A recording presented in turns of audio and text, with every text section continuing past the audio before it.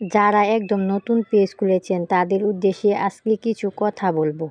নতুনরা কিভাবে তাদের পেজটা সবার সামনে প্রেজেন্ট করবে এবং কিভাবে তাদের ভিডিওগুলো আপলোড করবে, কিভাবে ফলোয়ার বাড়াবে, সব কিছুই আজকে এই ভিডিওতে বলে দিব। তাই ভিডিওটা স্কিপ না করে ধৈর্য ধরে ভিডিওটা দেখেন। দেখে যদি আপনাদের একটু উপকার আসে তাহলে আমার ভিডিওটাতে একটা কমেন্ট করে দিবেন।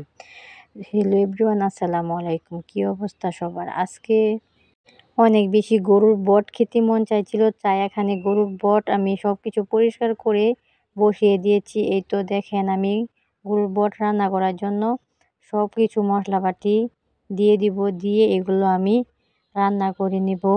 গরুর বট খাওয়া যতটা ভালো লাগে কিন্তু পরিষ্কার করতে অনেক বেশি কষ্ট হয়। গরুর বট কিন্তু কম বেশি অনেকেই পছন্দ করে, আবার অনেকেই দেখবেন যে একদম গরুর বট খেতেই পারে না, আর এটার গন্ধ শুকতে পারে না।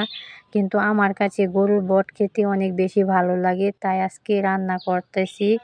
এই তো দেখেন, আমি এখানে পেঁয়াজ রসুন সব কিছু কষিয়ে নিচ্ছি। তারপর এখানে একে একে আমি সব ধরনের গুঁড়া মশলা দিয়ে দিয়েছি। এগুলো দিয়ে আমি একটু ভালো করে তেলে ভেজে নিব, তাহলে দেখবেন যে মশলার কালারটা অনেক বেশি সুন্দর আসে।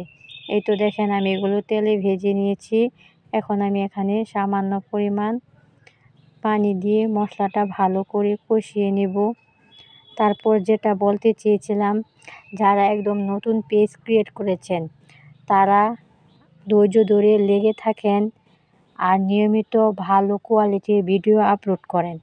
দেখবেন যে একদিন না একদিন আপনার ভিডিওগুলো ভাইরাল হবে, আপনার পেজটাও গ্রো করবে। আপনারা যদি অল্পতেই ধৈর্য হারা হয়ে যান তাহলে কখনোই আপনি ফেসবুকে সফল হতে পারবেন না। ফেসবুকের সফলতার মূল লক্ষ্য হলো ধৈর্য।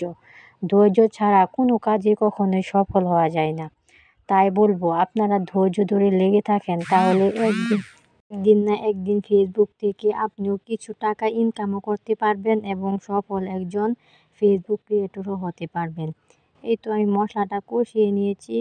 এখন আমি এখানে গরুর বটগুলো দিয়ে এটাও আমি ভালো করে কষিয়ে নিব। দেখেন, মশলার কালারটা কিন্তু অনেক বেশি সুন্দর এসেছে। যখন আপনাদের পেজের ভিউ রিচ কমে যাবে তখন চেষ্টা করবেন সামনে আসা ভিডিওগুলো দেখে এগুলোতে সুন্দর করে একটা গঠনমূলক কমেন্ট করবেন।